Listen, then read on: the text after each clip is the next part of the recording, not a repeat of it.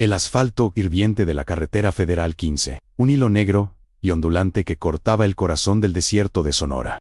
Parecía absorber todo sonido, que no fuera el rugido gutural de una V-twin modificada. El sol de mediodía era un castigo físico. Un martillo implacable que golpeaba el cuero grueso de la chaqueta que llevaba Ricardo, un veterano de la carretera. Un hombre cuyo rostro curtido era un mapa de millas y batallas perdidas hace mucho tiempo. Él no buscaba compañía, buscaba el olvido, que solo el viento a 120 kilómetros por hora podía ofrecer. Cada vibración de su máquina, una Harley Davidson envejecida, pero perfectamente mantenida.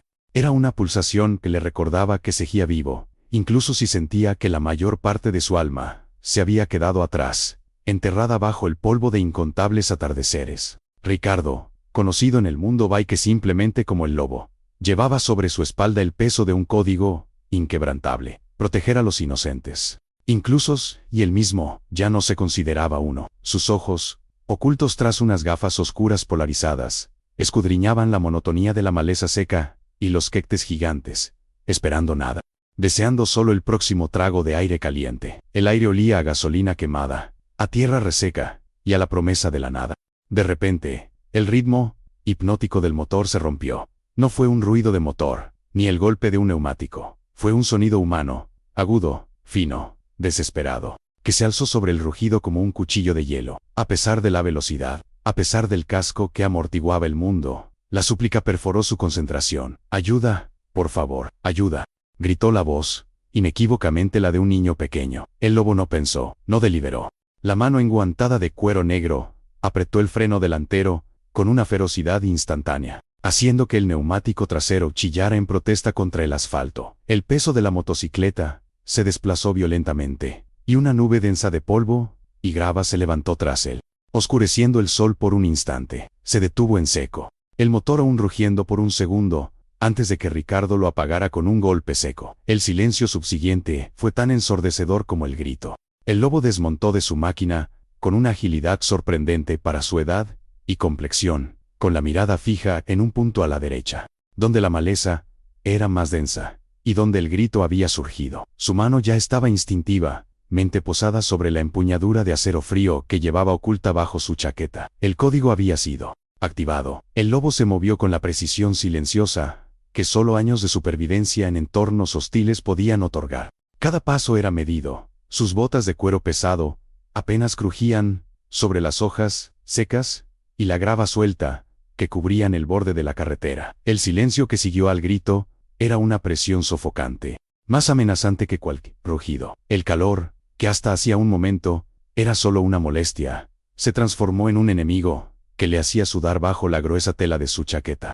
Pero sabía que quitarse esa capa era exponer su principal ventaja, la sorpresa y el arma oculta. Mientras se adentraba en la maleza espinosa, sus pensamientos eran fragmentos afilados, recuerdos de un código forjado en el acero y la lealtad. Él había visto la peor cara del mundo, la que prospera en la sombra de las carreteras olvidadas, y sabía que un niño gritando en este desierto no era víctima de un simple accidente. Era una presa. Su mano, que aún no había desenfundado, sentía la forma familiar del revólver, un peso que no era una carga, sino una promesa. El aroma de la tierra seca y el Sheppel se mezcló de pronto con algo más químico, algo que le hizo arrugar la nariz bajo el casco. Aceite de motor viejo y un hedor rancio a sudor y tabaco barato. Estaba cerca. Ricardo se agachó detrás de un gran cactus de saguaro, su cuerpo ancho desapareciendo casi y por completo tras el tronco espinoso. Desde allí, tuvo una vista clara de la escena. Era un claro pequeño, un área utilizada quizás para el descanso ilegal o el descarte de basura. Había un vehículo, una camioneta piquía aposidada, cuyo color original era imposible de determinar, con la puerta del conductor abierta, y allí estaban ellos, un hombre delgado, con el rostro hundido y los dientes amarillentos, a quien Ricardo instantáneamente catalogó como el flaco, y un niño, el niño, no más de 7 años, con el cabello revuelto y la ropa sucia. Estaba acurrucado junto al neumático trasero, temblando visiblemente. Sus ojos, grandes y llenos de lágrimas secas, se fijaron en el flaco, que sostenía una botella de agua medio vacía, no ofreciéndola, sino usándola como una herramienta de chantaje emocional. «Ya cállate, mocoso. ¿Quieres agua? ¿Quieres que te regrese con tu mamá?», dijo el flaco. Su voz áspera y llena de irritación. Estaba visiblemente frustrado, quizás porque el grito del niño había traído atención no deseada. El niño, que se llamaba Mateo, solo pudo sollozar, incapaz de articular otra súplica. La escena era la quinta esencia de la crueldad mezquina. La explotación de la vulnerabilidad en un lugar donde nadie vería. Para el lobo, este tipo de injusticia era el combustible que encendía la vieja rabia que nunca se había extinguido por completo. El código no era una sugerencia. Era una obligación grabada a fuego en su médula. Ricardo ajustó su postura. No podía simplemente disparar. El niño estaba demasiado cerca del agresor. Necesitaba una distracción. Una maniobra que pusiera a Mateo fuera de peligro antes de que la violencia se desatara. El lobo deslizó lentamente su mano bajo la chaqueta, el cuero crujiendo ligeramente, un sonido que el viento, por suerte, se llevó. El flaco estaba concentrado en aterrorizar a Mateo, lo que le daba a Ricardo una ventaja crucial. Un error ahora significaría la vida del niño. La tensión era un alambre de púas apretado alrededor de su pecho. Estaba a punto de intervenir. El plan más simple, siendo el más efectivo. Un ruido fuerte para desviar la atención, seguido de una acción rápida. Ricardo, con la respiración contenida, buscó el objeto más cercano que pudiera servir como proyectil. Vio una piedra del tamaño de un puño a sus pies, rugosa y cubierta de polvo rojizo. La recogió con la mano izquierda, mientras la derecha se mantenía firme sobre el arma. El plan era simple. Lanzaría la piedra con fuerza contra la carrocería de la camioneta. El sonido metálico resonaría en el silencio del desierto, atrayendo la atención del flaco hacia la fuente del ruido, lejos de Mateo. El lobo calculó la trayectoria. Necesitaba que el impacto fuera lo suficientemente fuerte como para simular la llegada de otro vehículo o persona, pero no tan obvio como para revelar su posición exacta. Lanzó la piedra con un movimiento rápido y contenido, más un golpe de muñeca que un lanzamiento completo, asegurando que viajara bajo el radar visual del flaco, justo por encima del nivel de la maleza. Clen. El sonido fue perfecto, un eco seco y resonante que hizo saltar al flaco como si le hubieran pinchado con un aguijón. El hombre soltó la botella de agua, que rodó inofensivamente en la tierra, y giró la cabeza bruscamente hacia el lado opuesto de donde Ricardo se ocultaba, buscando el origen del impacto. ¿Qué demonios fue eso?, masculló el flaco, su voz ahora teñida de pánico, no solo de irritación. Su mano, nerviosa, fue a su bolsillo trasero, buscando su propia arma. Ese instante, el microsegundo en que el flaco desvió su atención de Mateo, fue la ventana que Ricardo había estado esperando. El lobo no perdió y medio segundo. Salió de detrás del Kektes con la velocidad de un felino, no la de un hombre de su tamaño. Su revólver Smith & Wesson, pavonado en negro mate, estaba ahora en su mano, apuntando no al flaco, sino a la tierra justo al lado de sus pies. Quieto, manos arriba. Ahora, la voz de Ricardo, amplificada por el hueco del casco, era un trueno grave que cortó el aire. No era una pregunta, era una orden irrevocable. El flaco se congeló. El terror en sus ojos era palpable. No esperaba a nadie ese tramo de carretera, y mucho menos a una figura imponente, vestida de cuero negro, que parecía haber surgido de la propia tierra. La distracción había funcionado. Mateo, al ver la silueta protectora del bike, emitió un pequeño gemido de alivio, pero permaneció paralizado por el miedo. Ahora, la situación era de alta volatilidad. El flaco tenía la mano en el bolsillo, y Ricardo sabía que el próximo movimiento decidiría quién vivía y quién moría. El lobo dio un paso firme hacia adelante, su bota crujiendo intencionalmente fuerte sobre la grava, reforzando su presencia. Mantuvo el cañón del revólver apuntando bajo, una advertencia de que no dudaría en disparar, pero que su objetivo principal era la sumisión, no la ejecución inmediata. Te dije, manos arriba, despacio. Si veo un arma, no me detendré, repitió Ricardo, su voz ahora más baja, pero cargada de una amenaza fría y contenida, que era mucho más aterradora que un grito. El flaco, con la adrenalina disparada, tomó una decisión estúpida y precipitada. En lugar de obedecer, intentó sacar lo que llevaba en el bolsillo, una navaja de resorte con un mango de plástico barato. El movimiento fue torpe, pero rápido. Ricardo no esperó, no hubo negociación. Su reacción fue puramente instintiva, la memoria muscular de innumerables confrontaciones. Disparó, no al flaco, sino al neumático delantero de la camioneta, a unos 30 centímetros de la cabeza del secuestrador. ¡Boom! El estruendo fue ensordecedor, en el claro cerrado. La explosión del neumático fue inmediata y violenta. Un hush de aire caliente seguido por el sonido de la lona y el caucho rompiéndose. La camioneta se inclinó dramáticamente hacia un lado, como un animal herido. El flaco gritó, un sonido agudo y patético, y soltó la navaja, que cayó al suelo sin abrirse. El impacto sonoro y físico lo había desorientado por completo. Las manos en la nuca, de rodillas. Ahora, ordenó el lobo. El flaco, temblando incontrolablemente, obedeció. El olor a pólvora res y enquemada flotaba en el aire, mezclándose con el sudor del miedo. Ricardo mantuvo el arma firme, su atención dividida entre el hombre arrodillado y el niño, Mateo, que seguía pegado a la camioneta. Mateo, ¿verdad?, preguntó Ricardo, girando ligeramente la cabeza, suavizando su tono solo una fracción, lo suficiente para no asustar más al niño. Ven aquí, despacio, Mateo. Con los ojos fijos en la figura de cuero negro, pareció dudar por un instante, sin saber si el peligro había pasado, o si simplemente había cambiado de forma, pero la voz, a pesar de la aspereza, tenía un matiz de protección. Su instinto infantil reconoció.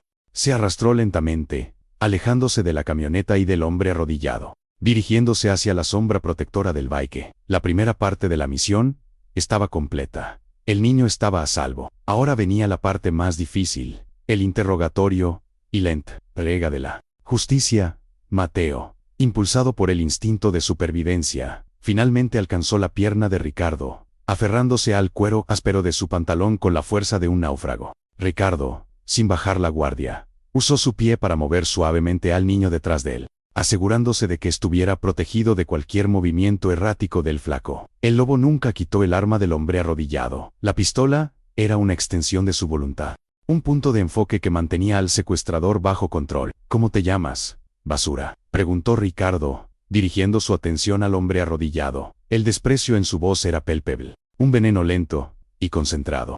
El flaco levantó la cabeza, sus ojos inyectados en sangre por el miedo. Me llamo Javier. Yo no le hice nada al niño. Solo lo estaba cuidando. Mentía. El niño estaba gritando por ayuda. Y tu navaja dice lo contrario, Javier, replicó Ricardo, su voz resonando con una autoridad que no requería insignias ni uniformes. Era la autoridad del desierto, la ley de la carretera. Ricardo se agachó ligeramente, manteniendo el arma apuntada. Con la mano libre, agarró el cuello de la chaqueta de Javier y lo levantó con una fuerza sorprendente, obligándolo a ponerse de pie, desequilibrado. El flaco se tambaleó, gimiendo. ¿Dónde están sus padres? ¿Por qué lo tienes? Habla claro y rápido, Javier. Mi paciencia se acabó hace 3 millas, demandó el lobo, acercando su rostro al de Javier. El aliento caliente y sudoroso de Javier chocó contra el casco de Ricardo. Javier balbuceó, el pánico paralizándolo. Él estaba solo. Lo recogí cerca de la gasolinera. Íbamos a llevarlo a la ciudad. Sus padres lo abandonaron. Lo juro. Ricardo sintió la mentira como una nota desafinada. Un niño de 7 años no es recogido en el desierto por un hombre que lleva una navaja y lo aterroriza. La verdad estaba enterrada abajo. El miedo y la decepción. Vas a caminar hasta mi moto. El niño viene conmigo, ordenó Ricardo, empujando a Javier hacia la carretera. Necesitaba sacarlos de ese claro escondido. La seguridad era primordial, y la carretera abierta, por peligrosa que fuera, era más visible que el escondite. El lobo se aseguró de que Mateo siguiera pegado a su espalda, mientras guiaba a Javier a punta de pistola hacia la carretera federal 15. De regreso al lugar donde había dejado su V-Twin rugiendo en el silencio inicial. El sol seguía quemando, pero la sombra de Ricardo era la única protección que importaba ahora. Llegaron al borde de la carretera, donde la Harley Davidson de Ricardo, la bestia, esperaba silenciosamente, su cromo brillando como un faro en el desierto. El contraste entre la máquina pulcra y poderosa y la camioneta oxidada y maltrecha de Javier era un comentario tácito sobre los dos hombres. Ricardo forzó a Javier a arrodillarse una vez más, justo al lado de la motocicleta, con el rostro dirigido hacia la maleza. Luego, con un movimiento rápido y experto, sacó un par de bridas de plástico reforzado de un compartimento lateral de su moto. Eran bridas militares, diseñadas para resistir la fuerza. Manos detrás de la espalda, ordenó Ricardo. Javier intentó protestar, pero la mirada dura del lobo lo silenció. Las bridas se cerraron con un clic seco y definitivo alrededor de sus muñecas, cortando la circulación y cualquier esperanza de escape. Javier era, ahora, un paquete inmovilizado. Ricardo se giró hacia Mateo. El niño, aunque aún asustado, ya no temblaba tanto. El lobo se quitó las gafas oscuras por primera vez, revelando unos ojos penetrantes, de un gris azulado, que contrastaban con su piel curtida. Su rostro, bajo la sombra del casco, era sorprendentemente amable en ese momento de alivio. «Mateo, ¿estás herido?», preguntó Ricardo. Su voz era ahora solo un ronroneo bajo y protector. Mateo negó con la cabeza, sus labios secos, apenas capaces de formar la palabra. «Solo tengo sed y miedo». Ricardo asintió, entendiendo. Sacó una botella de agua fresca de su propia alforja y se la ofreció al niño. Mateo la tomó con ambas manos, bebiendo con avidez, el agua derramándose por su barbilla y empapando su ropa sucia. Mientras Mateo bebía, Ricardo escaneó la carretera en ambas direcciones. Estaba vacía, lo cual era bueno para la discreción, pero malo para la ayuda. Necesitaba información y necesitaba deshacerse de Javier. Pero antes de eso, había algo crucial que Ricardo, como Baike de la vieja escuela, tenía que hacer. Se quitó el casco, liberando una melena de cabello canoso y rebelde. El aire caliente lo golpeó, pero no le importó. Se arrodilló a la altura de Mateo y le puso una mano grande y gentil sobre el hombro. «Escúchame, campeón. Mi nombre es Ricardo. Soy un Baike. Estoy aquí para ayudarte. ¿Puedes decirme dónde vives o dónde te recogió ese hombre?», preguntó, manteniendo el tono calmado, construyendo la confianza que había roto la violencia de la mañana. Mateo miró a los ojos del lobo, bebió el último sorbo de agua y comenzó a hablar. Su relato, aunque entrecortado por el pánico risidual, era la pieza faltante del rompecabezas. Mateo señaló con un dedo tembloroso hacia el sur, por donde Ricardo había venido. «Me sacaron del auto de mi abuela. Estábamos parados en un semáforo, cerca del pueblo que tiene el letrero grande de frutas. Ellos rompieron el vidrio». La mención del letrero grande de frutas identificaba inmediatamente el pueblo de Caborca, a unos 50 kilómetros de distancia. La historia de Javier sobre haberlo recogido porque estaba abandonado se desmoronó por completo. Esto no era un secuestro improvisado. Era un robo de vehículo que escaló a secuestro de persona. Y si rompieron el vidrio, probablemente hubo violencia, y quizás más personas involucradas. «¿Cuántos eran?», preguntó Ricardo, su voz endureciéndose de nuevo, pero dirigida solo a Mateo, manteniendo la calma por el bien del niño. «Eran dos, uno grande y él señalando a Javier. El grande me sacó, le pegó a mi abuela, y se llevó el auto». Un escalofrío helado recorrió la espalda de Ricardo a pesar del calor del desierto. Si el otro hombre se había llevado el vehículo y había golpeado a la abuela, la situación era mucho más grave. El otro secuestrador, el grande, ahora tenía un rehén la abuela. Si estaba en el coche, había huido con el botín, dejando a Javier para deshacerse del niño. Lo más probable era lo segundo. Ricardo se puso de pie, su expresión volviéndose de piedra. La prioridad, número 1, era contactar a las autoridades y asegurarse de que la abuela de Mateo estuviera bien. Pero la policía estaba lejos, y la carretera 15 era notoriamente lenta para responder. Ricardo sacó su teléfono satelital,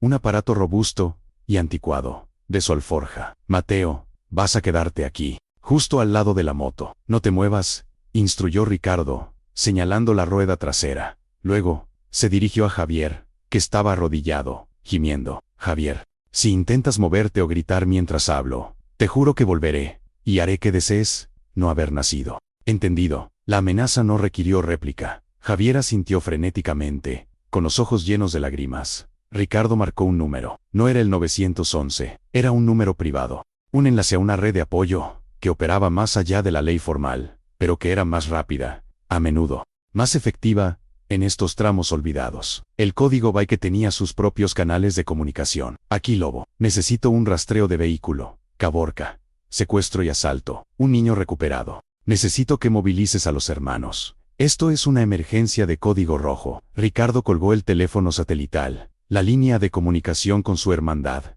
los lobos del desierto, ahora activada. Sabía que en cuestión de minutos, la red de moteros, camioneros y contactos locales estaría buscando el vehículo robado y al segundo secuestrador, el grande. La fraternidad Baike era un organismo silencioso y eficiente en las arterias olvidadas de México.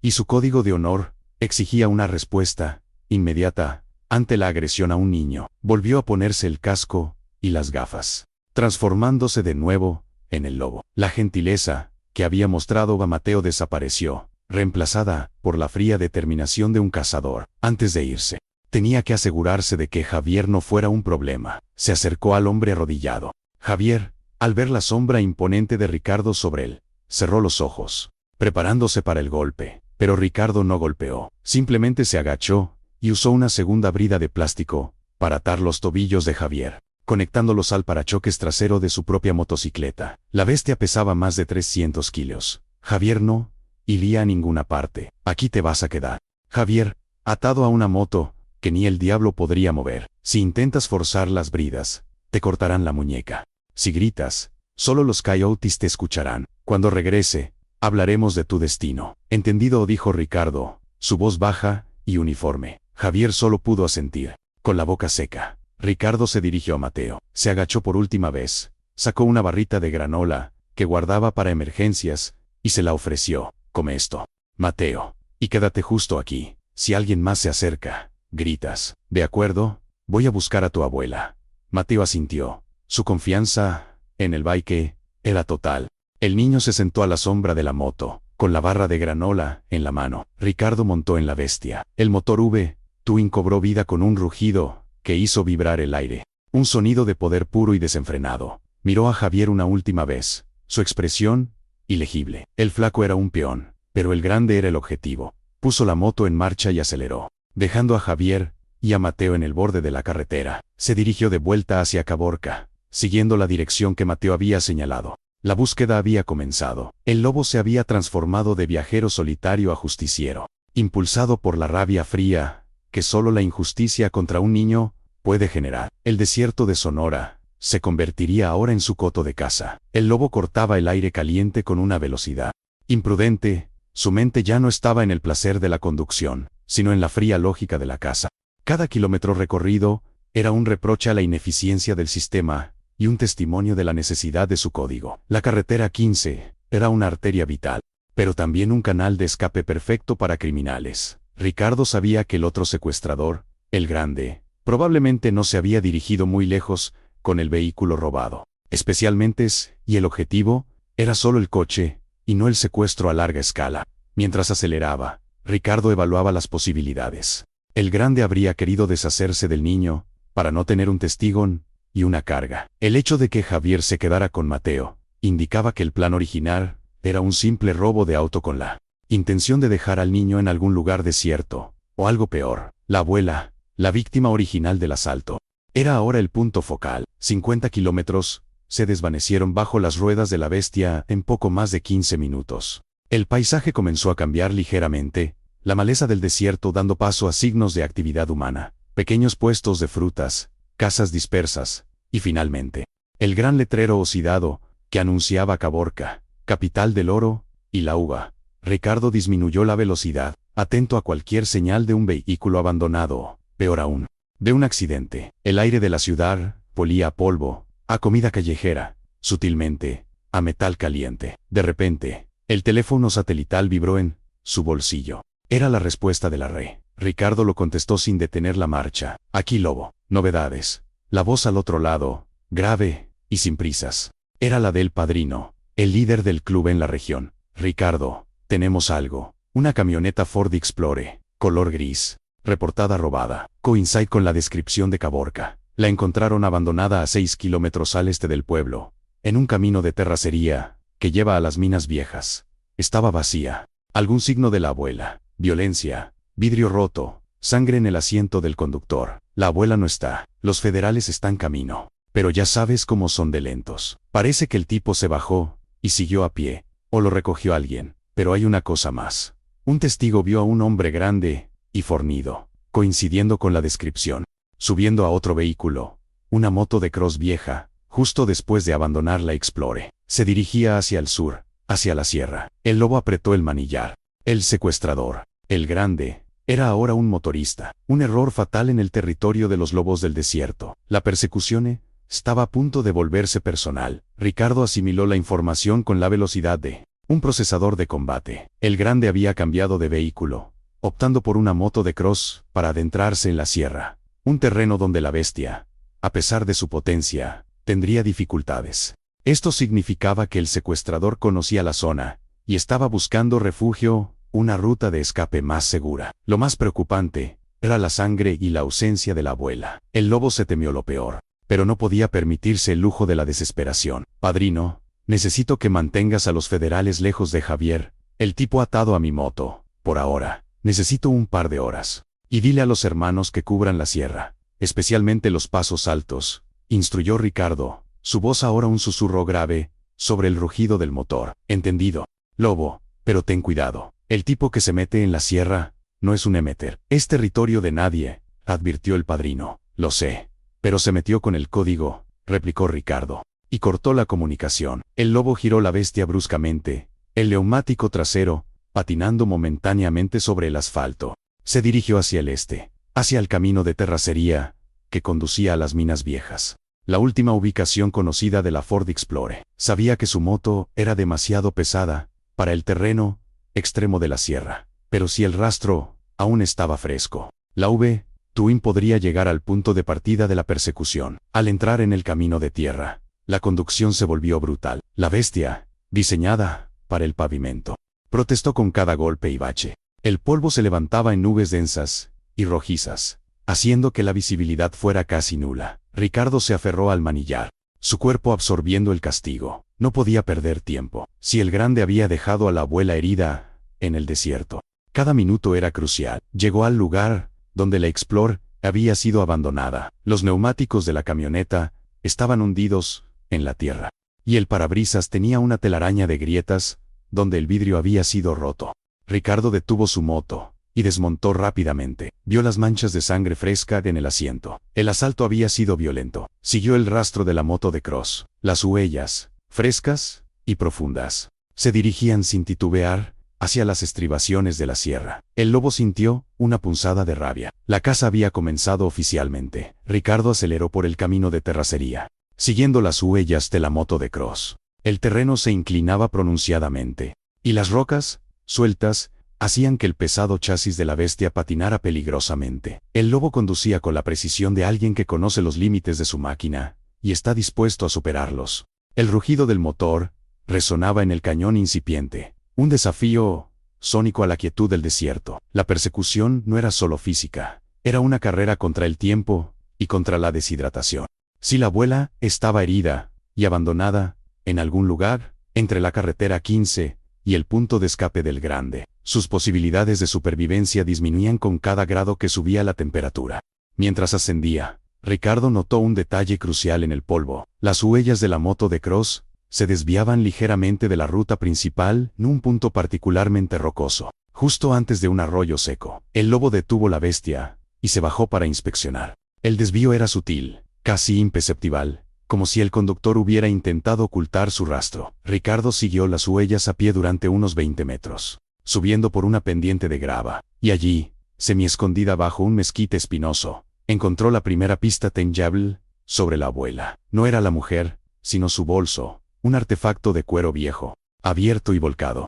El contenido estaba esparcido: un peine, un monedero vacío, lo más importante, una tarjeta de identificación con el rostro de una mujer mayor y el nombre: Sofía Gómez. El lobo recogió el bolso y la identificación. Sofía ahora tenía un nombre para la víctima. El hecho de que el bolso estuviera allí significaba que el grande se había tomado el tiempo de revisarlo antes de desecharlo. El dinero había desaparecido, lo que confirmaba que el robo era el motivo principal, con el secuestro de Mateo como un lamentable subproducto. Pero, ¿dónde estaba Sofía? Ricardo escudriñó los alrededores. La sangre en el asiento de la Explorer indicaba que había sido herida en el asalto. El secuestrador no la habría llevado muy lejos, 6 metros más allá, cerca de un saliente rocoso que ofrecía una ligera sombra. Ricardo vio un pequeño montón de tela.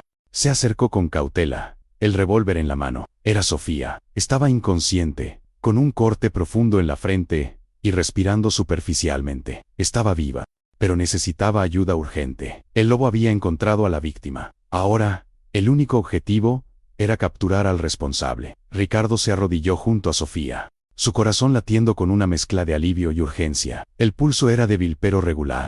El corte en su frente era superficial, pero la inconsciencia sugería una conmoción cerebral grave. Necesitaba asistencia médica de inmediato, y el hospital más cercano estaba en Caborca. Sacó el teléfono satelital y marcó rápidamente el padrino. Lobo a padrino. Encontré a la abuela, Sofía Gómez. Está viva. pero inconsciente y herida en la cabeza. Necesita evacuación médica urgente.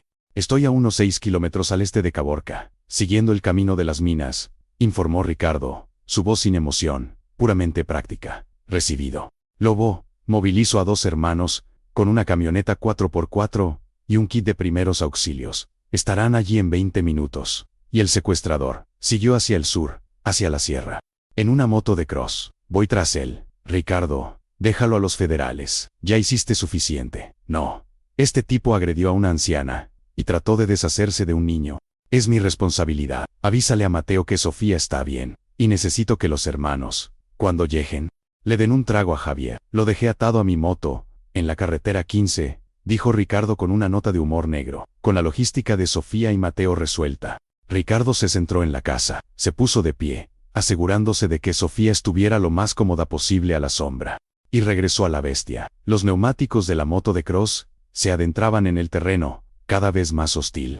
Las estribaciones de la sierra no perdonaban, y Ricardo sabía que pronto tendría que abandonar su pesada moto. Se detuvo en el punto donde el camino de tierra se convertía en un sendero rocoso intransitable para una Harley. El lobo no dudó. Sacó de una alforja un kit de supervivencia compacto, que incluía un machete, más munición, y un par de botas de montaña ligeras que llevaba bajo su ropa. Se quitó la chaqueta de cuero, revelando un chaleco táctico ligero. Dejó la bestia allí, su fiel compañera, confiando en que los lobos del desierto la recuperarían. La persecución a pie era la única opción. Ricardo, el bike, se transformó en Ricardo, el rastreador, con el revólver en la mano y el machete colgando de su cinturón. Se adentró en la espesura rocosa, siguiendo el rastro del grande hacia las alturas implacables de la Sierra de Sonora. El gancho había terminado, la verdadera escalada comenzaba ahora, y visual. Roteiro Ricardo se movía, a través del terreno escarpado, con la fluidez de un hombre que había pasado más tiempo en el desierto que en la ciudad. El sol seguía alto, pero aquí, en la sierra, la temperatura era ligeramente más tolerable, aunque la dificultad del ascenso compensaba la diferencia. Las huellas de la moto de cross eran difíciles de seguir sobre la roca desnuda, pero en los pocos parches de tierra, Ricardo leía la historia del fugitivo: prisa, pánico, y una falta de experiencia en la montaña. El grande no era un montañés, sino alguien que estaba usando la sierra como un obstáculo provisional. Mientras sus botas de montaña encontraban agarre en la roca caliente, la mente de Ricardo viajó hacia el pasado. Un pasado que definía la urgencia de su presente. Él no siempre había sido Ricardo el Lobo, el justiciero anónimo que operaba en la delgada línea entre la ley y el caos. Hubo un tiempo en que fue sargento mayor en las fuerzas especiales. Un hombre que creía en la estructura y la cadena de mando. Pero el mundo real, especialmente en las zonas olvidadas de México, no operaba con manuales. Su transformación comenzó hace más de 20 años, después de una misión fallida, que le costó la vida a varios compañeros, peor aún, a un civil inocente que había prometido proteger. La burocracia, la corrupción y la lentitud del sistema habían permitido que los verdaderos culpables escaparan, mientras él cargaba con el peso de la culpa. Fue entonces cuando abandonó las Fuerzas Armadas. Desilusionado y roto, encontró refugio en la carretera y en el club de motociclistas Los Lobos del Desierto. Pero no era un club cualquiera. El padrino lo había reclutado, no por su habilidad para beber o pelear, sino por su código moral. Los Lobos del Desierto se habían formado como una hermandad de veteranos, ex-militares y gente de la carretera que, cansados de la impunidad y la injusticia en las zonas rurales, decidieron imponer su propia ley, el Código del Desierto. Este código era simple: la lealtad es vida, la traición es muerte, la protección de los débiles y los inocentes es el propósito supremo. Si la ley no llegaba, ellos lo harían, y en ese código, la agresión a un niño o a una anciana era una ofensa capital, algo que no podía ser perdonado con un simple arresto. Necesitaba una respuesta que resonara en el desierto. Una advertencia. El lobo sentía el peso del revólver en su mano. No era un arma de guerra, sino una herramienta de precisión. Él no buscaba el derramamiento de sangre por deporte, sino la imposición de una consecuencia irrevocable. La imagen de Mateo, temblando y sucio, y de Sofía, herida e inconsciente, reavivaba la vieja llama de la justicia que el sistema había intentado apagar en él. Mientras ascendía, la radio de su chaleco crepitó. Era uno de los hermanos de los lobos, cubriendo un paso montañoso a varios kilómetros de distancia. Lobo, encontramos la moto de cross. abandonada en el cañón del Águila. Parece que el tipo siguió a pie por el sendero de contrabandistas. Está intentando cruzar el paso hacia el otro estado. El corazón de Ricardo se aceleró. El cañón del Águila, un laberinto de cuevas y pasajes estrechos. Si el grande llegaba allí, la persecución se convertiría en una emboscada mortal. Ricardo cambió su ruta, acelerando el paso, transformando la caminata en una carrera brutal contra el terreno y el tiempo. El código exigía su presencia, y el lobo no fallaría, esta vez. Ricardo conocía la reputación del cañón del Águila. Era un nido de víboras, utilizado históricamente por contrabandistas y fugitivos que buscaban desvanecerse en el laberinto rocoso. Si el grande estaba dirigiéndose allí, no era por casualidad. Alguien le había dado la ruta. Eso significaba que el secuestrador podría tener apoyo, al menos un punto de encuentro planificado. Esto elevó la amenaza de la persecución de un simple enfrentamiento a una posible emboscada.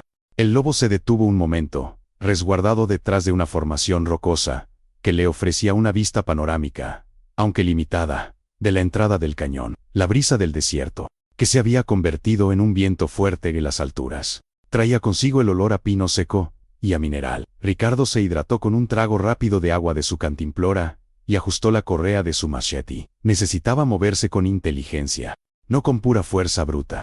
La lección más importante que había aprendido en sus años de servicio era que la paciencia, él era tan vital como el disparo rápido. Mientras descansaba brevemente, pensó en Mateo y Sofía. El niño estaba a salvo, pero la abuela estaba herida. Ese acto de violencia gratuita era lo que lo impulsaba. No era solo el robo, sino la crueldad. Los lobos del desierto no toleraban la depredación de los inocentes. Recordó las palabras del padrino durante su iniciación. Somos el filo de la navaja que el desierto necesita. Donde el orden se rompe, nosotros restauramos el equilibrio. Ricardo se movió de nuevo, adoptando un ritmo de marcha más táctico. En lugar de seguir el sendero obvio, comenzó a flanquear la ruta, moviéndose por las crestas rocosas, buscando una ventaja de altura. Sabía que si el grande era un fugitivo experimentado, estaría mirando hacia atrás y abajo. Pero si era un novato asustado, estaría concentrado únicamente en correr. El rastro de las pisadas en la tierra suelta le dio la respuesta. El paso era irregular, con tropiezos y aceleraciones bruscas. Pánico. El lobo sonrió sombríamente bajo la sombra de su casco. El pánico hace que la gente cometa errores, y él estaba allí para recapitalizarlos. El lobo continuó su ascenso lateral, el sol comenzando su lento descenso, proyectando sombras largas y engañosas a través del cañón. El calor del día se disipaba lentamente, pero el esfuerzo físico no daba tregua. La búsqueda no era solo de un hombre, sino de la confirmación de su propia fe en el código del desierto. Si fracasaba, la impunidad ganaría, y la próxima vez, Mateo o Sofía podría no tener tanta suerte. Mientras se movía entre los pinos y los arbustos espinosos, Ricardo recordó la última vez que tuvo que aplicar el código con tanta severidad. Fue hace 5 años, en un caso de robo de ganado, que se convirtió en un asesinato a sangre fría. La policía tardó 3 días en llegar. Los lobos, 3 horas. El resultado fue rápido, silencioso y definitivo. Ricardo sabía que, aunque la sociedad lo vería como un vigilante, para él era un deber, una forma de redimir los fracasos de su pasado militar. El rastro del grande se hizo más claro. Encontró una botella de agua de plástico vacía, tirada descuidadamente. El fugitivo estaba agotado y deshidratado. No estaba preparado para esta persecución. La moto de Cross era solo un medio para ganar distancia, no una herramienta para la supervivencia en la montaña. Ricardo aceleró, sintiendo que estaba a punto de cerrar la brecha. Se movió con un silencio sorprendente. A pesar del terreno crujiente, su entrenamiento militar resurgió. Cada músculo recordaba cómo evitar el sonido de la grava bajo sus pies. El viento ahora silbaba entre las rocas, enmascarando cualquier ruido que pudiera hacer. Finalmente, al rodear una curva en la pared del cañón, lo vio. El grande estaba allí, a unos 50 metros de distancia, jadeando pesadamente, apoyado en una roca. Era un hombre macizo, tal como lo había descrito Mateo, con una camiseta sudada y pantalones de mezclilla. Parecía estar revisando algo en una mochila pequeña, quizás buscando más agua o un mapa. La moto de Cross, según el informe, estaba más adelante, abandonada. El fugitivo se había adentrado a pie, confiando en que la sierra lo protegería. Ricardo se detuvo por completo, fusionándose con la sombra de una roca. El revólver se deslizó suavemente de su funda. No había necesidad de gritar ni de advertir. La distancia que era perfecta para un disparo de advertencia. Pero Ricardo quería la confrontación cara a cara, la oportunidad de que el hombre entendiera la gravedad de su error. Él era el lobo, y el desierto le había traído su presa. Y visual, roteiro Ricardo dio un paso firme fuera de la sombra. El crujido de la grava bajo su bota fue suficiente para alertar al grande. No te muevas. Manos a la vista. La voz de Ricardo era un trueno seco en el cañón, despojada de toda emoción. Pura autoridad. El grande se giró con un sobresalto violento, sus ojos pequeños y llenos de pánico, buscando la fuente del sonido. Al ver la figura imponente de Ricardo, vestido de negro, con el revólver apuntándole con absoluta certeza, su rostro se descompuso. El hombre no era un criminal profesional. Era un matón asustado. ¿Quién eres tú?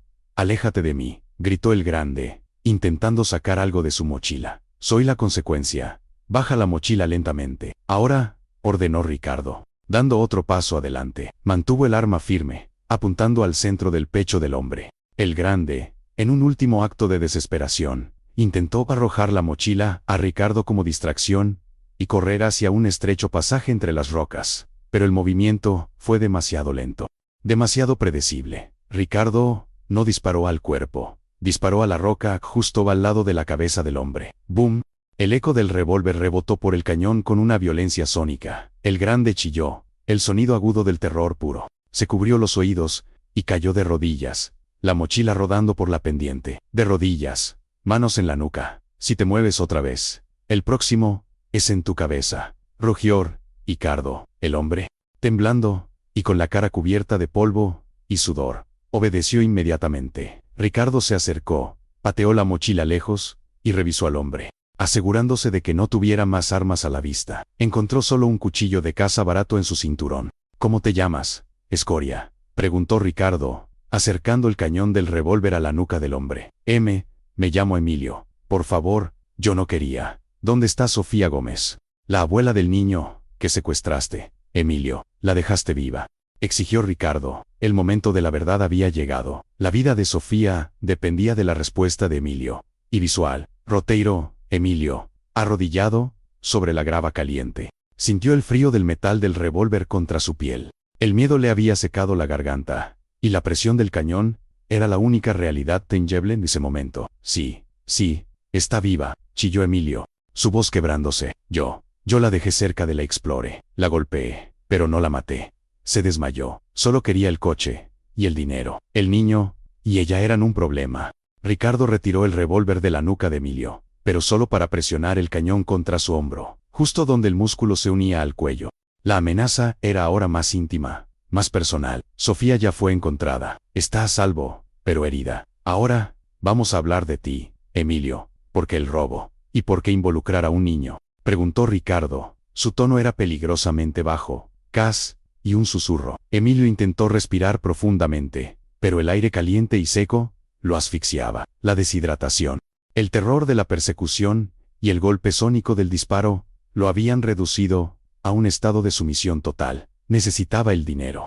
Mucho dinero. Yo se lo debo a la gente. Y Javier es mi primo. Él me dijo que la abuela siempre llevaba efectivo para las compras de la tienda. Planeamos solo el robo del coche. Pero el niño empezó a gritar y la vieja se resistió. Javier se puso nervioso, así que le dije que se llevara al mocoso lejos, mientras yo me encargaba del coche y el dinero.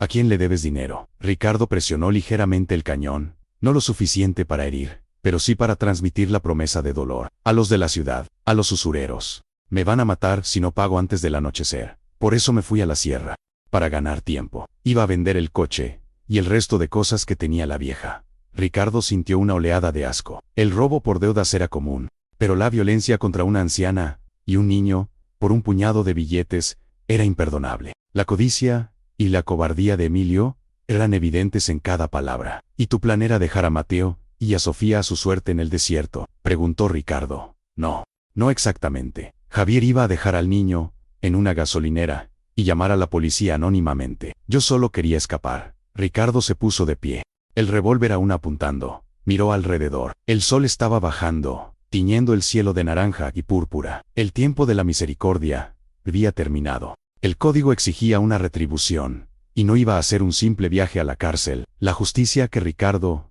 impartía era la que el desierto entendía. Emilio, Has violado el código del desierto. Has agredido a un inocente y has puesto en peligro la vida de un niño. Aquí. Eso tiene un precio, declaró Ricardo, su voz resonando con una finalidad escalofriante. Emilio comenzó a suplicar, las lágrimas brotando en sus ojos secos y sucios. Por favor, no me mates. Te daré el dinero, lo que encontré en el bolso de la vieja. El dinero no me interesa, me interesa el orden. Y tú rompiste el orden. Ricardo sacó del bolsillo de su chaleco las bridas de plástico que le sobraban, con la misma eficiencia que había usado para atar a Javier. Inmovilizó las manos de Emilio detrás de su espalda, asegurándose de que las bridas estuvieran dolorosamente apretadas. Emilio gemía, pero el miedo era un inhibidor de dolor más efectivo que cualquier medicamento. Vamos a caminar, Emilio. Tenemos un largo camino de vuelta, dijo Ricardo. La caminata de regreso, con Emilio atado y humillado, fue un calvario. El grande tropezaba constantemente en el terreno rocoso, y Ricardo tenía que empujarlo o arrastrarlo. El sol se había puesto por completo, y la temperatura descendía rápidamente, trayendo consigo el frío cortante de la noche del desierto. Ricardo, acostumbrado a estas fluctuaciones, se puso su chaqueta de cuero, mientras Emilio, en su camiseta sudada, comenzaba a temblar incontrolablemente. El miedo se había transformado en hipotermia incipiente. Durante la marcha, Emilio intentó negociar, llorar, e incluso amenazar. Pero Ricardo permaneció impasible, un muro de cuero y acero. Solo había una cosa que Ricardo necesitaba de él ahora, la verdad completa sobre el plan, y la garantía de que no había más cómplices peligrosos. ¿Hay alguien más esperando por ti en la sierra? ¿Algún amigo que te vaya a ayudar?, preguntó Ricardo, pateando suavemente a Emilio, para que se moviera más rápido. No, lo juro, solo yo y Javier. Íbamos a vender el coche a un contacto en Hermosillo. Nadie más lo sabe. Ricardo lo creyó. El pánico de Emilio era demasiado genuino para ser una actuación. El hombre era un ladrón de poca monta, que había mordido más de lo que podía masticar. Llegaron de nuevo al punto donde Ricardo había dejado a la bestia. La moto estaba intacta. Cerca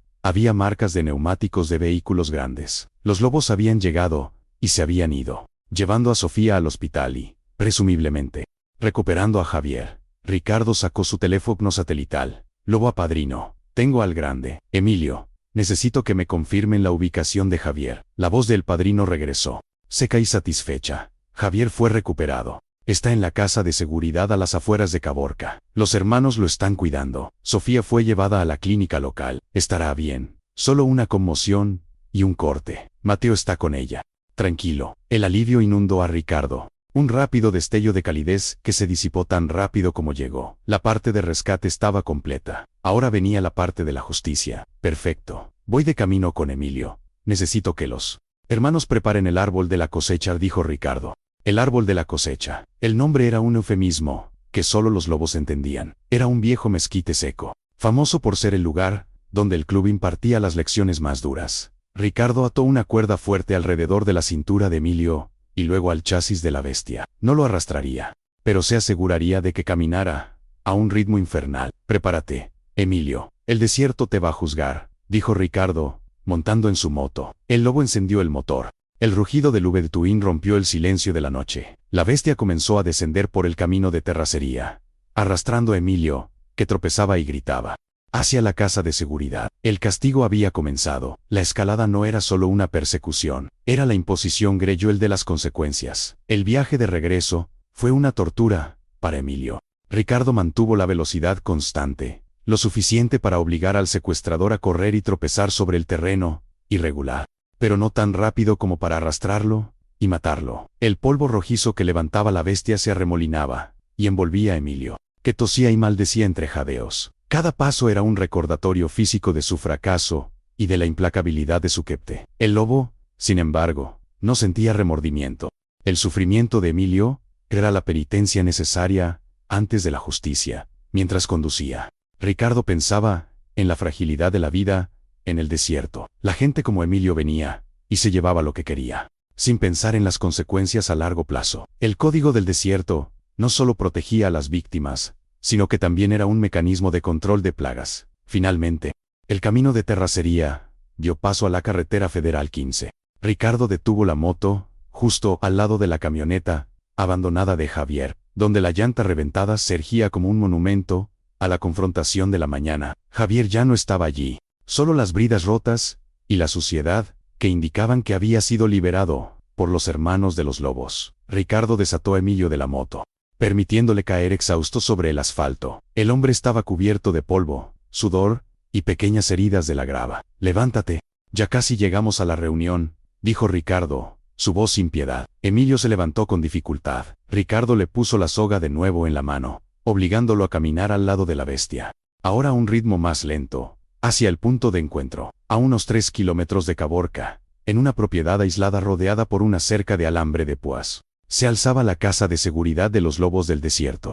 El lugar era una mezcla de taller mecánico y refugio, con varias motocicletas estacionadas y un par de camionetas 4x4. El ambiente olía a aceite de motor, tabaco y carne asada. Al llegar, Ricardo apagó el motor. El silencio que siguió fue roto por el sonido de las botas de varios hombres acercándose. Eran los lobos, hombres grandes, barbudos, vestidos con cuero y mezclilla, sus rostros curtidos por el sol y la carretera. Entre ellos, Ricardo reconoció el padrino, un hombre de hombros anchos y mirada penetrante, la máxima autoridad del club. Pero la atención de Ricardo se centró en una figura. Javier, el flaco, estaba sentado en una silla plegable, con las manos aún magulladas por las bridas, su rostro pálido y tembloroso. Los hermanos lo habían cuidado bien, no estaba visiblemente golpeado, pero la humillación y el miedo eran evidentes. Ricardo empujó a Emilio hacia el centro del grupo.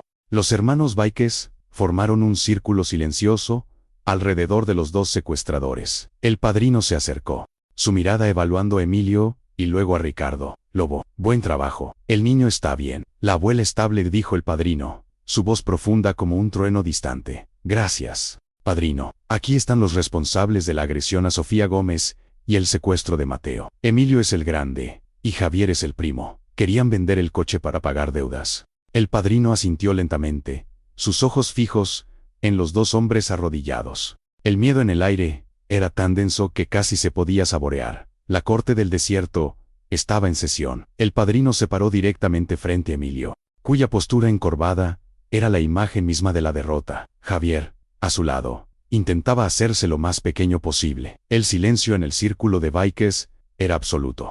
Un silencio que pesaba más que cualquier grito. «¿Nombre?», preguntó el padrino a Emilio. «Es Emilio», respondió, apenas audible. «Emilio, el lobo me dice que tú golpeaste a una anciana, Sofía Gómez, y luego te aseguraste de que su nieto, Mateo, fuera secuestrado por tu primo, Javier, todo por el dinero de un coche robado. ¿Es eso correcto?». Emilio asintió frenéticamente. «Sí, pero, cállate». La orden del padrino fue un estallido de furia controlada. No hay peros cuando se trata de un niño y una anciana. El desierto tiene reglas, y la primera es: no toques a los inocentes. El padrino se dirigió a Javier. «Tú, Javier, fuiste tú quien se llevó al niño». Javier levantó la cabeza, con los ojos llenos de miedo y resentimiento. «Yo solo seguí órdenes. Emilio me dijo que lo hiciera. Yo no quería hacerle daño, pero lo hiciste. Lo aterrorizaste. Lo dejaste solo en el desierto, hasta que el lobo te encontró», replicó el padrino. Ricardo, de pie detrás de ellos, observaba la dinámica. El padrino no estaba buscando confesiones, estaba estableciendo la culpabilidad ante los hermanos. Esto no era un juicio legal, era la ratificación del código. El padrino caminó alrededor de los dos hombres, deteniéndose en el centro. «La justicia estatal es lenta y a menudo ciega. Aquí, la justicia es rápida y muy clara. Pregunto a los hermanos, ¿creen que estos hombres merecen la misericordia que negaron a Sofía y Mateo?» Un coro de no surgió del círculo de los lobos. No había sed de sangre, sino un deseo uniforme de orden. «Emilio, tu castigo será doble, por el asalto y por la cobardía de usar a tu primo para deshacerte del testigo. Javier, tu castigo será por complicidad y por el terror que infligiste a Mateo. ¿Tienes algo que decir?». Emilio, viendo que el final era inevitable, recuperó un poco de su arrogancia perdida. «Esto es una locura. Son unos animales. Me van a matar por un simple robo». Ricardo se adelantó y se inclinó cerca de Emilio.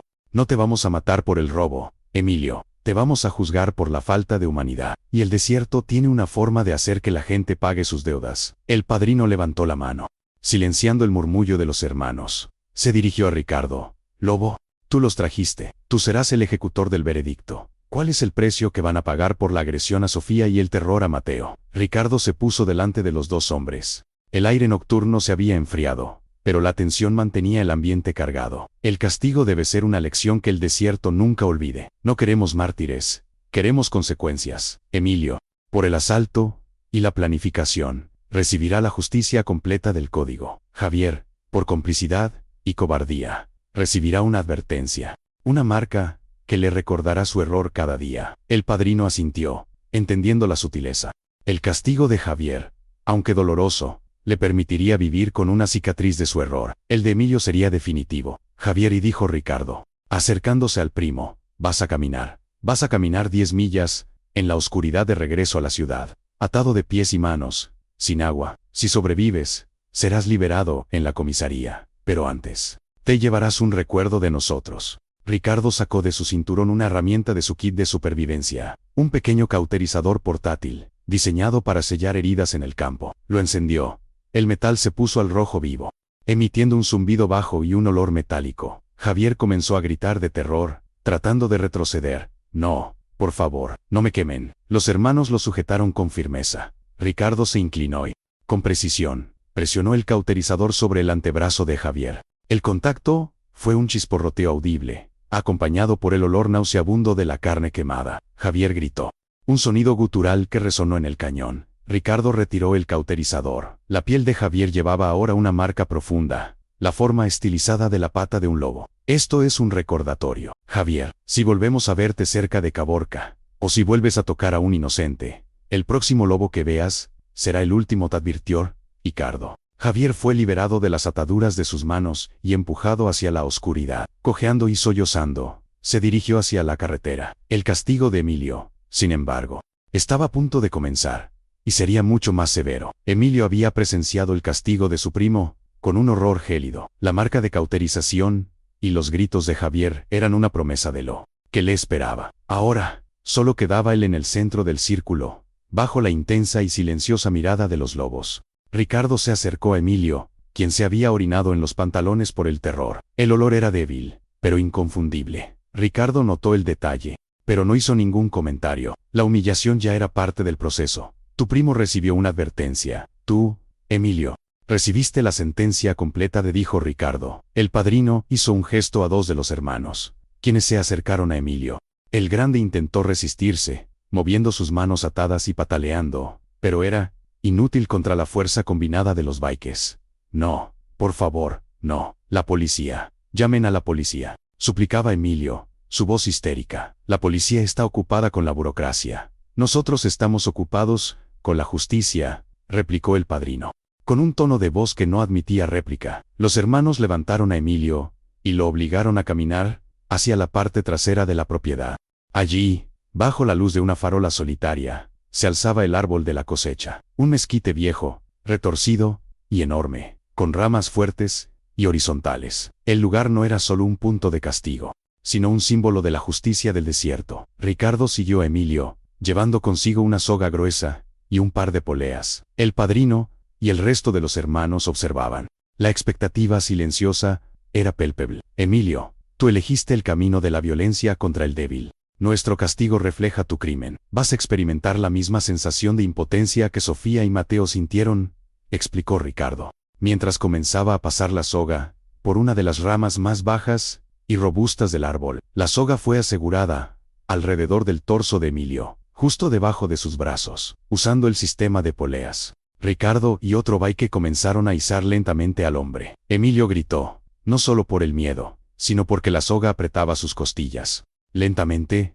centímetro a centímetro, Emilio fue levantado, hasta que sus pies quedaron colgando a medio metro del suelo. Estaba suspendido, indefenso, atado al árbol bajo la luz cruda de la farola. Su peso total recaía sobre la soga, haciéndole difícil respirar. El lobo, ¿cuál es el veredicto final?, preguntó el padrino. Su voz oficial. Ricardo miró a Emilio, que se balanceaba patéticamente. Emilio pagará su deuda al desierto. Será dejado aquí, suspendido, hasta el amanecer. Si sobrevive a la noche, será liberado y entregado a las autoridades. Si no, el desierto habrá cobrado su precio. Emilio colgaba, balanceándose bajo la luz amarillenta de la farola. Su respiración superficial y entrecortada. El dolor físico era intenso, la soga cortando su circulación.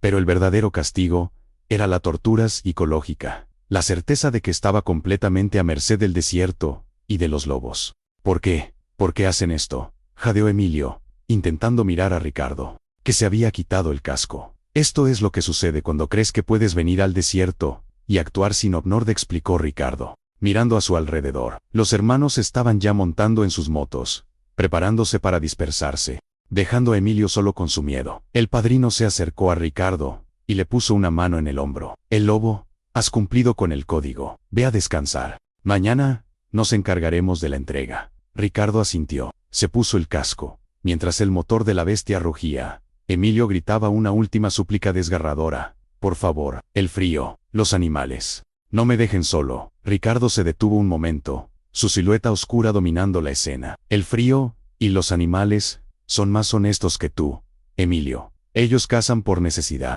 no por crueldad, dijo Ricardo, su voz amplificada por el hueco del casco. El lobo aceleró, uniéndose al convoy de motocicletas que salían de la casa de seguridad. El rugido de las Sub-Twins se fusionó en un trueno distante, alejándose rápidamente. Emilio se quedó solo. La luz de la farola parpadeaba sobre su figura suspendida. El silencio regresó, pero no era el silencio de la paz, sino el silencio depredador de la noche del desierto. Podía escuchar el viento silbando entre las ramas secas del mezquite, y el latido frenético de su propio corazón. Y luego, lo escuchó.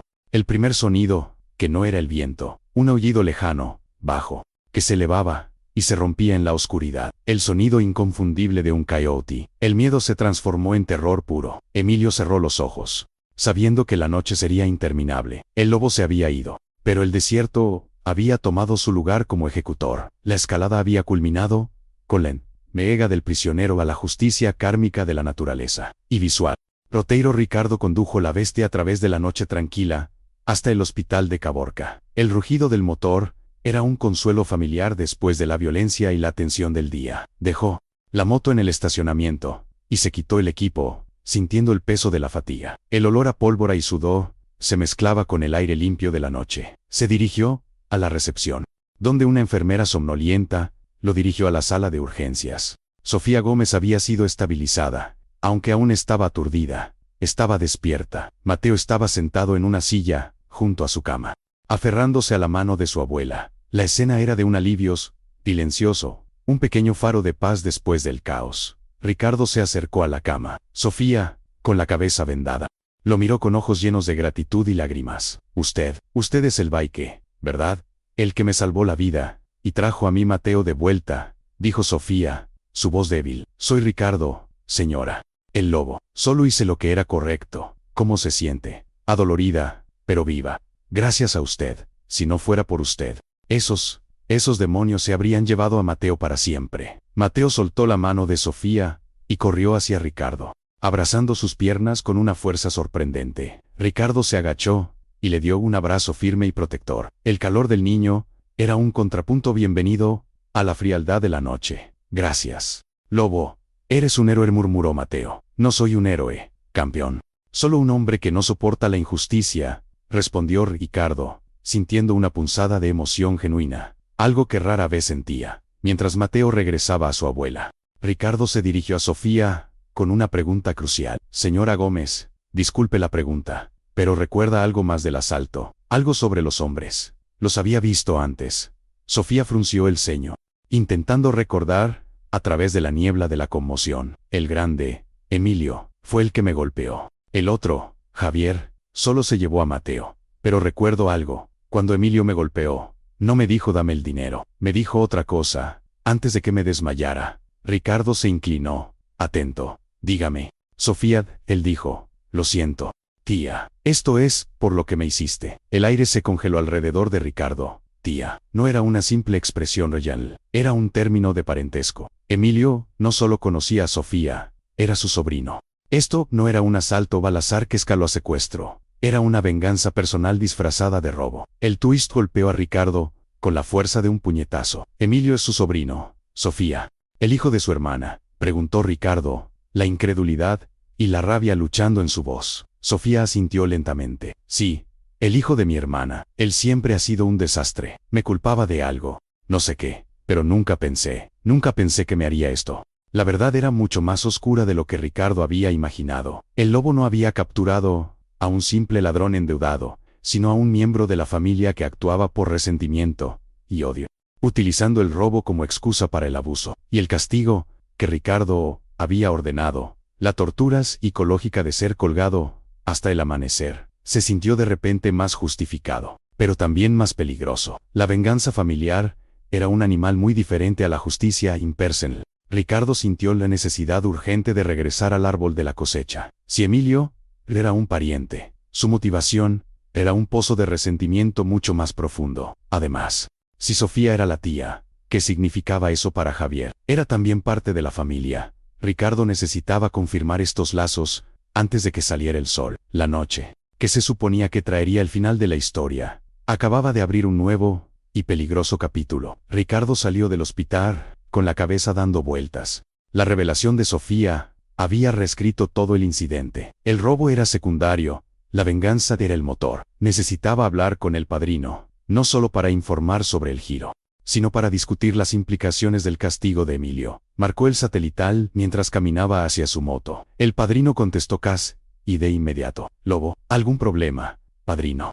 Necesito que me escuches. Acabo de hablar con Sofía. Emilio no es un simple ladrón, es su sobrino. Esto fue un acto de venganza familiar, disfrazado de robo. Hubo un silencio pesado al otro lado de la línea. El padrino entendió la gravedad del asunto. Los lobos se metían en problemas cuando interferían en asuntos familiares. Pero la agresión ya había sido cometida. Maldición. Eso lo complica. ¿Qué hay de Javier? También es pariente. Sofía no lo mencionó, pero Emilio dijo que era su primo. Es probable que Javier también sea familia, o al menos estuviera al tanto de la disputa personal. Esto no fue una casualidad, padrino. Emilio la atacó por resentimiento. Ricardo, regresa a la casa de seguridad. Necesitamos asegurarnos de que Emilio no muera antes de que hable. Si esto es una disputa familiar, necesitamos saber la historia completa antes de entregarlo a los federales. No queremos que esto se convierta en una guerra entre clanes. Ricardo montó en la bestia, el motor rugiendo con una nueva urgencia. La noche se sentía más fría, más cargada de peligro. La venganza era un plato que se servía hirviendo en el desierto. Si Emilio tenía más parientes que lo apoyarían, el hecho de que Ricardo lo hubiera colgado del árbol de la cosecha podría ser visto como una declaración de guerra. Mientras aceleraba de vuelta, Ricardo sintió un escalofrío que no tenía que ver con la temperatura. Si Emilio sobrevivía la noche, lo que diría a la policía o a sus otros parientes podría poner en peligro no solo a Ricardo, sino a todo el club. El castigo, que parecía justo bajo el código del desierto, ahora era una bomba de tiempo legal y social. La justicia kármica era una cosa, la venganza familiar, otra muy distinta. La prioridad había cambiado: asegurar a Emilio y obtener la verdad completa. Ricardo aceleró por la carretera federal, sintiendo la brisa fría de la medianoche. El regreso a la casa de seguridad fue tenso. La bestia era la única luz en la oscuridad, y Ricardo se mantenía alerta, escaneando los espejos por si alguien los seguía. La idea de que Emilio pudiera tener una familia dispuesta a vengar un ataque que, para ellos, era injusto, era una espina clavada en el costado de la hermandad. Al llegar a la casa de seguridad, las luces estaban encendidas. El padrino y otros 4 hermanos esperaban. Se habían quedado para mantener la guardia. Ricardo desmontó de la bestia, el motor chasqueando por el calor. ¿Cómo está Emilio?, preguntó Ricardo inmediatamente. Vivo, apenas. El frío de la noche es brutal, y el miedo lo está consumiendo, respondió el padrino, señalando hacia el árbol de la cosecha. Ricardo se dirigió hacia el mezquite. Emilio seguía colgado, gimiendo débilmente. Su cuerpo temblaba incontrolablemente, sus labios estaban morados, y sus ojos, hinchados y secos por el miedo, miraban a Ricardo con una mezcla de súplica y odio. La tortura del frío y la suspensión había hecho su trabajo. Emilio, el juego terminó, dijo Ricardo, su voz dura. Sé que Sofía es tu tía, y sé que esto no fue solo un robo, fue venganza. El rostro de Emilio, cubierto de polvo, se contorsionó en una mueca.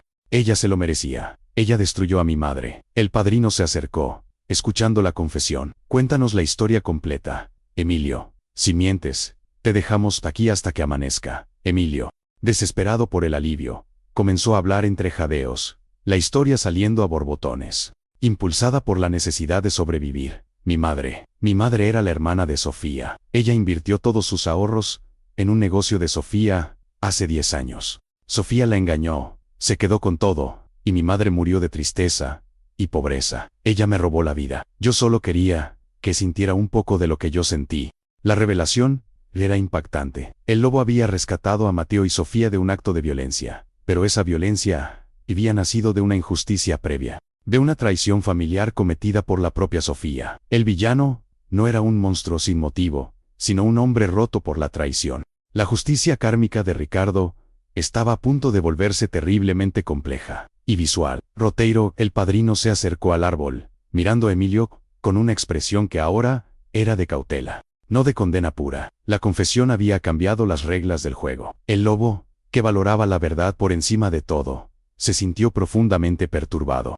Había actuado con la certeza de que estaba protegiendo a una víctima pura de un depredador, solo para descubrir que la víctima era la causa original de la depredación. «¿Es cierto, Emilio? ¿Sofía le robó a tu madre?», preguntó el padrino, su voz más suave, buscando una confirmación que no estuviera teñida por el pánico. «Pregúntale a cualquiera en Caborca. Ella es una usurera. Usa su caridad en la iglesia para ocultar sus negocios sucios. Mi madre no pudo soportarlo. Se quitó la vida un año después de perderlo todo», gimió Emilio, el dolor de la pérdida mezclado con la desesperación del momento. Ricardo se alejó del árbol de la cosecha, caminando hacia la sombra de la bestia. El código va que trae claro, proteger a los inocentes. Mateo era inocente. Sofía, sin embargo, no lo era. Había cometido un crimen moral y financiero que había destruido una familia. El lobo no podía ignorar la traición de Sofía, pero tampoco podía excusar el asalto violento y el secuestro de Mateo por parte de Emilio. Emilio había elegido la violencia y la venganza en lugar de la justicia legal. «Padrino, no podemos dejarlo colgado hasta el amanecer», y dijo Ricardo, volviéndose. «Si muere, será un mártir para su familia, y la verdad de Sofía morirá con él. Necesitamos que hable con las autoridades». «Pero el código», empezó el padrino. «El código exige justicia, no venganza ciega. Emilio es culpable de asalto y secuestro.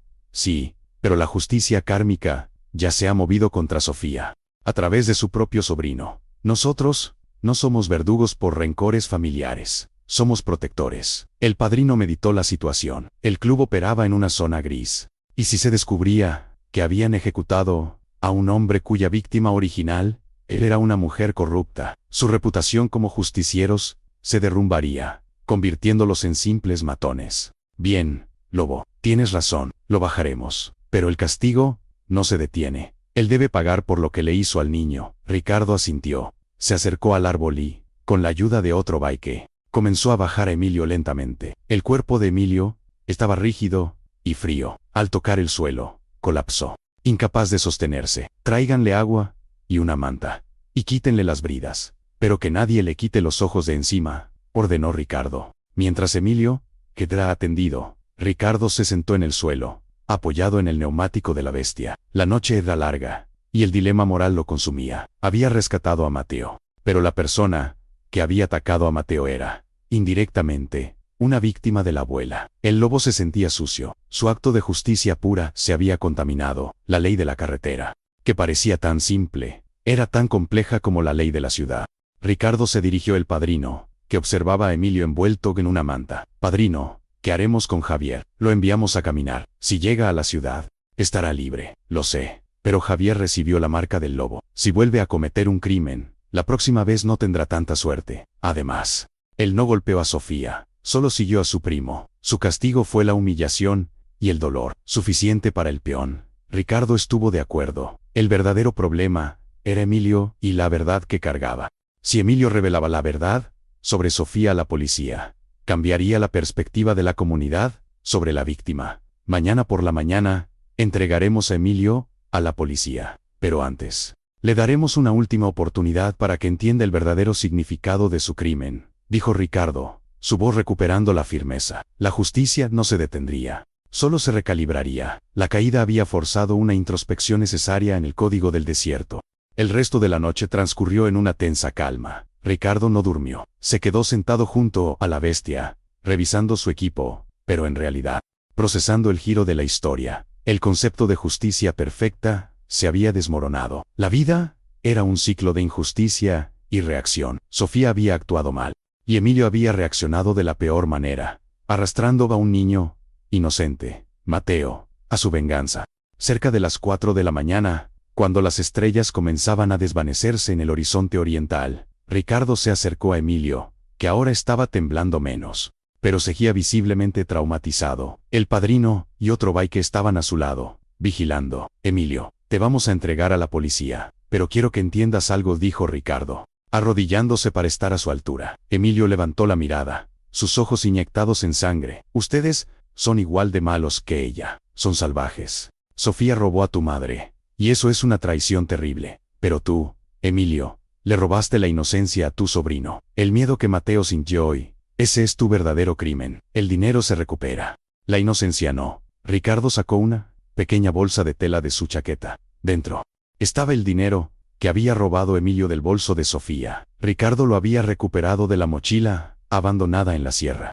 Este dinero irá a la cuenta de Sofía para pagar el tratamiento que Mateo necesite por el trauma que le causaste. No por el golpe a tu tía, sino por el daño que le hiciste a tu sobrino.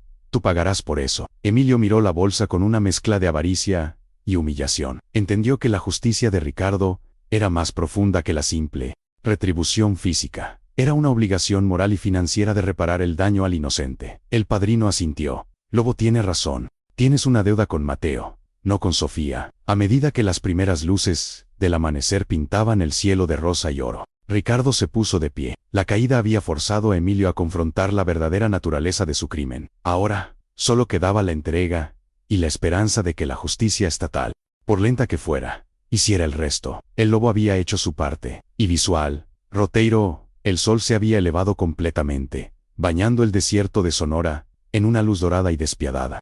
La casa de seguridad se convirtió en un centro de actividad controlada. Los lobos del desierto no eran hombres de improvisación. Ricardo y el padrino coordinaron la entrega de Emilio como una operación militar. Vamos a llevarlo a la estación de policía de Caborca, instruyó el padrino. Lobo, tú irás con él en la camioneta, asegurándote de que no intente nada. El resto de los hermanos se dispersará. No queremos parecer un ejército, solo un ciudadano entregando un criminal. Entendido, respondió Ricardo, pero debemos asegurarnos de que el enfoque se mantenga en el secuestro de Mateo y el asalto a Sofía. Si Emilio empieza a hablar de la traición familiar, la policía podría complicar la narrativa, peor aún, desviar la atención del daño real. Ya tenemos un abogado en Caborca en alerta. Él se asegurará de que la declaración de Emilio se centre en su intento de robo y secuestro, y no en sus rencores familiares. La justicia para Mateo es la prioridad, aseguró el padrino. Emilio, a pesar de su agotamiento, intentó un último acto de manipulación, mientras Ricardo lo conducía a la parte trasera de una camioneta 4x4 oscura. Emilio se detuvo. Ustedes no entienden. Si me entregan, le pudriré por lo que ella me hizo. Ella es la culpable, no yo. Si me dejan ir, les juro que expondré a Sofía. Diré la verdad sobre cómo robó a mi madre. Ricardo se detuvo y miró a Emilio con una intensidad helada. Si Sofía es culpable de fraude, la ley se encargará de ella a su debido tiempo. Pero tú eres culpable de asalto a una anciana y de aterrorizar a un niño. Esos crímenes se pagan primero. Y si intentas usar a Mateo o a Sofía para manipular la historia, te aseguro que la próxima vez que te encuentre, no te entregaré a la policía. La amenaza fue efectiva. Emilio entendió que, a pesar de la revelación, Ricardo no tenía intención de dejarlo impune. La justicia del Baike era inflexible en su jerarquía. La protección del inocente estaba por encima de la venganza personal. Ricardo esposó a Emilio con las mismas bridas reforzadas, esta vez asegurándolas a un punto de anclaje en el suelo de la camioneta. El padrino le entregó un informe conciso a Ricardo, describiendo el ciudadano anónimo que había encontrado a los dos secuestradores y al niño. Ve, Lobo, termina esto. Cuando regreses, la carretera te espera, dijo el padrino, dándole a Ricardo un asentimiento de respeto. Ricardo se subió a la camioneta. La bestia se quedó atrás, un símbolo de la justicia rápida. El viaje hacia Caborca fue silencioso, solo roto por el ruido del motor. Emilio, derrotado, no dijo una palabra más. El clímax era la entrega de la deuda. La justicia kármica para Sofía, si existía, tendría que venir de otra parte. El lobo solo se encargaba de la justicia inmediata y visible. La camioneta 4x4 de los lobos se detuvo discretamente a una cuadra de la pequeña comisaría de policía de Caborca. Ricardo se tomó un momento para observar el entorno, asegurándose de que no hubiera periodistas ni curiosos. La discreción Era clave para la supervivencia del club. Él no buscaba reconocimiento. Buscaba el cierre de un ciclo. Abrió la puerta trasera y desató las bridas de Emilio, dándole una última instrucción clara. Vas a caminar por esa calle hasta la puerta. Entrarás y dirás que eres Emilio, que te arrepientes del robo y el secuestro, y que quieres confesar. Si te preguntan cómo llegaste aquí, dices que te solté en el desierto y caminaste. ¿Entendido? Emilio, con el cuerpo adolorido por la suspensión y la caminata forzada, asintió con la cabeza, demasiado exhausto para argumentar. Sabía que la alternativa a la cárcel era el desierto, y la cárcel, por primera vez, parecía un refugio. Y Javier, murmuró Emilio, Javier está pagando su propia deuda. No hables de él, concéntrate en tu crimen, y en tu deuda con Mateo. Ricardo le dio el informe escrito y la bolsa de dinero a Emilio. Entrega esto. El dinero es para el niño. Emilio tomó los objetos. Su mirada se cruzó con la de Ricardo, por un momento, y por primera vez. Ricardo vio algo más que miedo, una chispa de comprensión de la gravedad de su acto contra Mateo. Emilio salió de la camioneta. Parecía un espectro, sucio, deshidratado, y con la ropa rasgada. Caminó lentamente por la acera. Un hombre que había sido quebrado por el desierto y por el código de un bike. Ricardo observó desde el retrovisor como Emilio entraba por la puerta de la comisaría. Misión cumplida. Ricardo aceleró la camioneta, dirigiéndose al extremo opuesto de la ciudad, donde había un punto de encuentro preestablecido para devolver el vehículo a los lobos. Mientras se alejaba, Ricardo encendió la radio. La noticia local ya estaba hablando del asalto y el secuestro. El reportero mencionó a Sofía Gómez, la respetada empresaria que había sido asaltada. Ricardo sonrió amargamente. La comunidad solo vería a la víctima intachable. Ignorando la traición, había provocado la tragedia. La justicia kármica para Sofía, si llegaba, sería lenta e invisible. Pero la justicia para Mateo, la liberación del terror, ya había sido cumplida por el lobo. Y visual. Roteiro. Ricardo dejó la camioneta en el punto de encuentro y volvió a ponerse su chaqueta de cuero.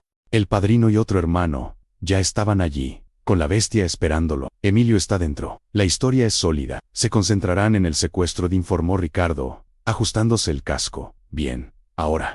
El último cabo suelto, dijo el padrino, con una expresión sombría. Javier. Los hermanos lo rastrearon. No llegó a la ciudad. Estaba demasiado asustado. Y la marca en su brazo lo hizo entrar en pánico. Se desvió de la carretera y se dirigió de nuevo al desierto, cerca del punto donde lo encontraste por primera vez. Ricardo sintió un nudo en el estómago. Javier había recibido la advertencia, pero el miedo lo había llevado a cometer un error fatal. Volver al desierto sin agua ni dirección. Iré a buscarlo. Necesito asegurarme de que no muera allí fuera. Si lo encuentran muerto, nos culparán a nosotros por la marca, dijo Ricardo. El lobo montó en la bestia. El motor rugió, y Ricardo se dirigió de nuevo a la carretera federal 15. De vuelta al corazón del desierto. El sol de la mañana ya estaba calentando el asfalto. Ricardo encontró a Javier unos 20 minutos después. Estaba a unos cientos de metros de la carretera, desplomado bajo un mezquite, intentando desesperadamente excavar en la arena para buscar humedad. Estaba al borde del colapso por deshidratación. La marca de la pata de lobo en su antebrazo se veía inflamada y sucia. Ricardo detuvo la moto y se acercó a pie. Javier levantó la cabeza, sus ojos vidriosos y llenos de agonía. Lobo, ayuda, jadeó Javier, arrastrándose hacia Ricardo. Te di una oportunidad. Javier, te dije que caminaras hasta la ciudad, dijo Ricardo. Su voz era de decepción, no de ira. No pude, la marca y el miedo. Ricardo sabía que no podía dejarlo morir, no por misericordia, sino porque un cadáver con la marca de los lobos del desierto era una evidencia que no podían permitirse. Sacó una botella de agua y se la ofreció, pero solo un sorbo. Vas a caminar, Javier, pero esta vez irás conmigo. Ricardo ató a Javier a la bestia de nuevo, pero esta vez simplemente lo sujetó por la muñeca con una soga larga. Condujo a un ritmo de marcha lento, asegurándose de que Javier se mantuviera en movimiento hacia el norte. El castigo de Javier no era la muerte, sino la humillación y la obligación de enfrentar la civilización, llevando consigo la marca de su cobardía. El clímax era la confirmación de que, incluso en la huida, el desierto exigiría el pago. Ricardo condujo a Javier durante casi una hora, manteniendo un ritmo constante que obligaba al hombre a seguir caminando, a pesar de su debilidad. La humillación de ser guiado por un bike, con la soga atada a su muñeca, era el golpe final a su espíritu. Javier ya no suplicaba, simplemente caminaba, con la mirada fija en el suelo, aceptando su destino. Llegaron a una pequeña gasolinera, en las afueras de un pueblo vecino. Ricardo detuvo la bestia y desató la soga. Aquí termina el camino conmigo. Javier, hay un teléfono público dentro. Llama a la policía. Diles que te encontré vagando y que te desataste, dijo Ricardo, entregándole unas monedas. Javier miró el teléfono público. Luego a Ricardo. Había perdido toda su arrogancia, y su miedo se había transformado en resignación. Gracias, lobo. No me des las gracias. Paga tu deuda con Mateo. Y recuerda la marca. Si la usas para el mal, los lobos te encontrarán. Si la usas para el bien, te protegerá. Ricardo se puso el casco, sin esperar respuesta. Javier, cojeando, se dirigió al teléfono público, su figura patética, bajo el sol ardiente. Él había sobrevivido, pero su vida nunca volvería a ser la misma. Llevaba el estigma del desierto. Ricardo se dirigió de nuevo a Caborca, pero no al hospital ni a la casa de seguridad. Se dirigió al pueblo de Caborca, a la zona comercial. Quería asegurarse de que la justicia kármica, aunque indirecta, comenzara a hacer efecto sobre Sofía. Se detuvo frente a un edificio de aspecto respetable, con un letrero que decía Asociación de Comercio y Servicios de Caborca. Ricardo desmontó de la bestia y entró. El lobo, vestido de cuero negro y con su presencia imponente, era una figura fuera de lugar en el ambiente de oficinas. Preguntó por el director, un hombre llamado Don Rafael. Cuando Don Rafael salió, Ricardo le entregó un sobresellado. Esto es de parte de los lobos del desierto. Contiene información detallada sobre las actividades financieras de Sofía Gómez, especialmente en relación con un fraude de inversión hace 10 años. Le sugiero que lo investigue antes de que la comunidad la siga tratando como una santa. Don Rafael, un hombre de negocios de mediana edad, miró el sobre, luego a Ricardo, con el miedo y la intriga luchando en sus ojos. ¿Quién es usted? Soy la carretera. Y la carretera siempre cobra sus deudas, dijo Ricardo, volviéndose y saliendo del edificio, sin esperar una respuesta. El lobo montó en la bestia. El motor cobró vida, y se dirigió hacia la carretera federal 15.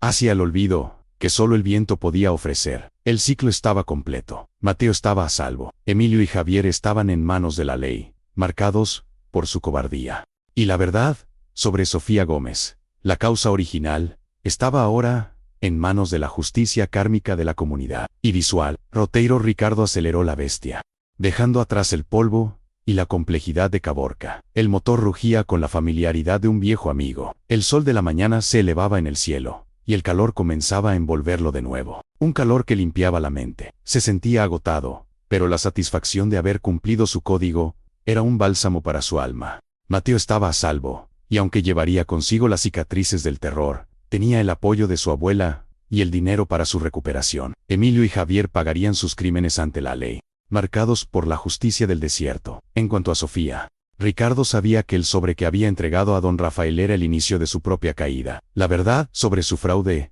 se extendería como un incendio forestal en una comunidad pequeña como Caborca. Ella perdería su reputación, sus negocios y, quizás, la confianza de su propia familia.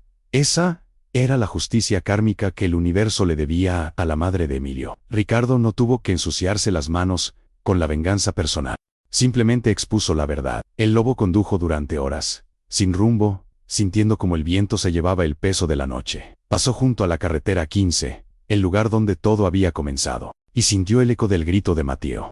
La vida en la carretera era dura, pero simple. Había reglas, y si se rompían, el precio se pagaba. Ricardo era solo un mediador, un ejecutor del equilibrio. No era un ángel ni un demonio, sino el lobo, un buey que había encontrado su propósito en la protección de los inocentes. En el horizonte, la silueta de la sierra se desvanecía en la neblina del calor. Ricardo sonrió ligeramente bajo su casco. La justicia era imperfecta, pero había sido servida, y el camino, como siempre, seguía llamando. El lobo se perdió en la inmensidad del desierto, listo para el próximo rugido y el próximo llamado a la justicia.